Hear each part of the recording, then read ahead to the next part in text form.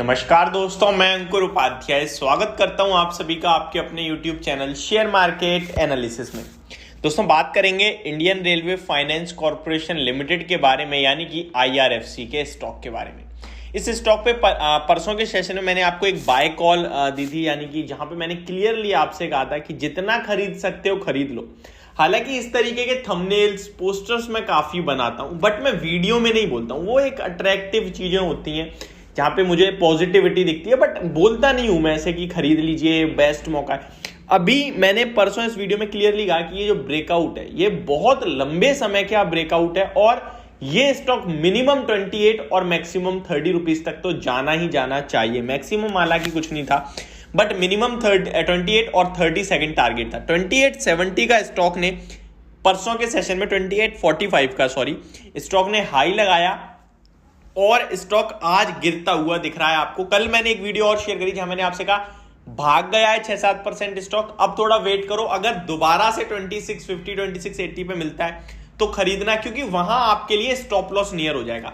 अब मैं 28 पे आपको बाय कॉल दे दूं तो आपके लिए स्टॉप लॉस कितना है पता है आपको? 2575 का, 2-2.5 रुपए का स्टॉप लॉस, टारगेट 2 रुपए का। तो ये तो मैच ही नहीं करा, ये तो ट्रेडिंग प्रोस्पेक्ट से बिल्कुल गलत हो जाएगा।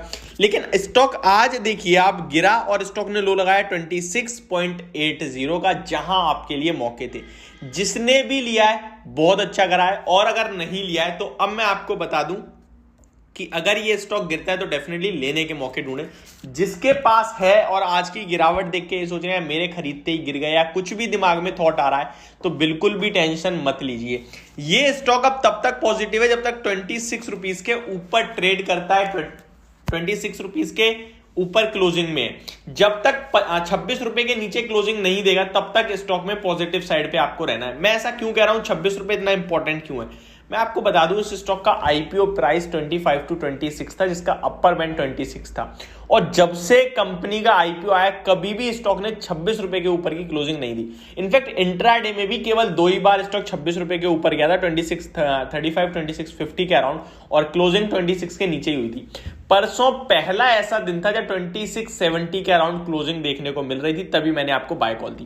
28 प्लस का लेवल तो कल ही स्टॉक ने टारगेट हिट कर दिया, आज आपको दोबारा गिरता हुआ दिख रहा है। ये स्टॉक आगे पीछे होकर आपके लिए 30 रुपीज तक जाने के लिए तैयार है। ये तो मैंने आपके लिए प्रॉपर ट्रेडिंग व्यू दे दिया। लॉन्ग टर्म निवेशकों की बात करें तो ये एक शानदार फंडामेंटल्स वाली स्टॉक है, और ये आपको आगे चल के मल्टी बैगर बनता हुआ भी दिखेगा डेफिनेटली। मल्टी बैगर से मेरा मतलब है 3-4 गुना तो ये हो ही जाएगा। यहां से लगभग आपको एक समय ऐसा होगा 5 साल में जब ये हो सकता है यहां से 75 to 100 रुपीज के लेवल्स इजीली दिखाएगा। मैं किस बेस पे कह रहा हूं वो आपको बताता हूं। पहले मैं आपको बता दूं इस कंपनी के बारे में, लगभग 36,000 करोड़ का मार्केट कैप है इस कंपनी का। इसको कोई पेनी स्टॉक या स्मॉल कैप ना समझे, ये एक लार्ज कैप कंपनी है। स्टॉक का रिटर्न ऑन इक्विटी 15.8% का है। 10 की फेस वैल्यू पे ट्रेड करता है स्टॉक। अगर आप इसको 10 की फेस वैल्यू पे स्टॉक ट्रेड कर रहा है और आप इसका अगर रिटर्न ऑन कैपिटल एम्प्लॉय देखेंगे तो लगभग 5.11% का है। इन कंपनीज में रिटर्न ऑन कैपिटल एम्प्लॉय कमी होता है इस तरीके के कारोबार में। डिविडेंड यील्ड मोर देन 5% की शो हो रही है, और अभी रिसेंटली कंपनी ने एक डिविडेंड भी पे करा है। स्टॉक के बारे में बात करें तो बुक वैल्यू पर शेयर 33.3 रुपीज की, जिसके सामने स्टॉक आपको अंडर वैल्यू मिल रहा है। तो नो डाउट अच्छे लेवल्स पे प्लस आपके लिए अंडर वैल्यू, तो ये एक तो मेन रीजन है। और दूसरा रीजन है आप इसका प्रॉफिट देखिए।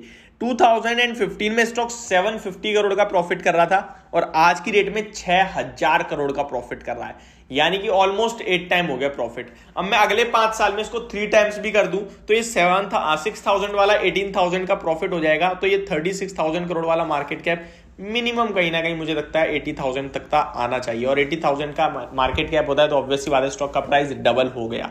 तो ये सारी चीजें जो मैं आपके साथ शेयर करता हूं IRFC को लेकर। इस स्टॉक में एक प्रॉब्लम है जिसकी वजह से स्टॉक चलता नहीं था और अभी भी शायद ये ऊपर जाने के बाद नीचे आ सकता है, जिसका मेन रीजन है इसमें प्रमोटर्स के पास 86.39% का स्टेक है अराउंड, और maximum promoters can hold 75% stake. अगले 3 साल में जब इशू आता है उसके 3 साल के अंदर इन्हें अपना 75% से नीचे स्टेक लाना होता है। मैक्सिमम 75% ही होल्ड कर सकते हैं।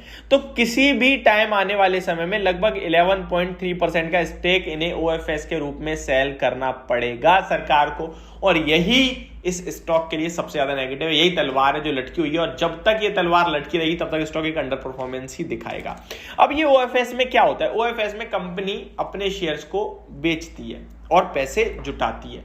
अब जब कंपनी बेचेगी तो ऑब्वियस सी बात है खरीदने वाले को डिस्काउंट में देना होगा। रिसेंटली आप देखो नाइका, पेटीएम, ये सब क्यों गिरे, क्योंकि जो बेच रहा है उसने खरीदने वालों को डिस्काउंट में दिया। तो यहां से भी डिस्काउंट दिया जाएगा 10-15% का, और जो भी डिस्काउंट दिया जाता है उस लेवल पे आएगा तभी वो ट्रेड होगा डन। तो ये एक रीजन होता है कि ओएफएस से पहले स्टॉक प्रेशर में दिखाता है। यही मेरा कारण है एलआईसी को अभी तक अवॉइड करने को कर रहा हूं, क्योंकि वहां तो 96.5% का स्टेक प्रमोटर्स के पास है, उसमें भी बड़ी सेलिंग आनी है ओएफएस के द्वारा। तो जहां जहां ओएफएस का ओवरहैंग है वहां आपको हमेशा प्रॉब्लम दिखती रहेगी। तो ये मेरी वीडियो आईआरएफसी के स्टॉक को लेकर। होप आपको वीडियो समझ और पसंद दोनों आई होगी। Thank you so much for watching this video. Have a great day guys.